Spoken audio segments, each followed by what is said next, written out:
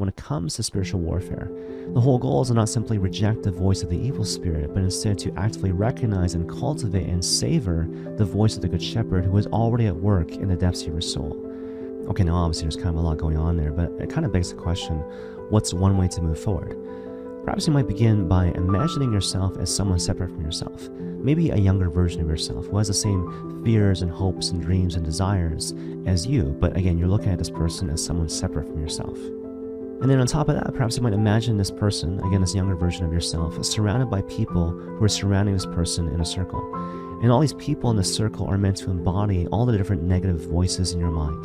And so perhaps you might imagine these people saying to you such things as, because your father abandoned you, you will always be alone and it all depends on you. But you see, when you do this and you frame these negative voices in this way, you start to expose the wickedness and snares of the devil.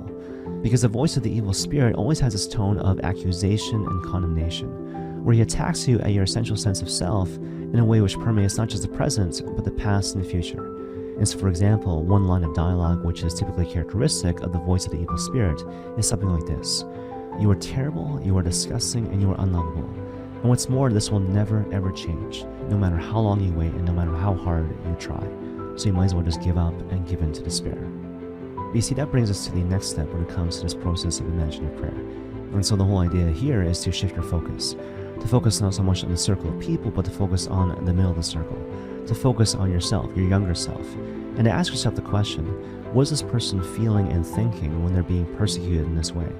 And so perhaps this kid, who again is an embodiment of your younger self, is feeling scared, feeling anxious, feeling a sense of injustice. And what this whole process is meant to elicit from you is a sense of compassion. Yes, I remember that I'm called to love my neighbor as myself, and to love myself as Christ loves me. That brings us to the third and most important step when it comes to this whole exercise of imaginative prayer. And basically the whole goal here is to ask yourself the question, what's something that could be said to this young person, which might touch his heart and make his spirit soar in the face of such condemnation and accusation?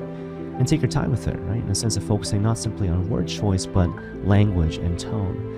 And when you reach that point, here's the beautiful thing.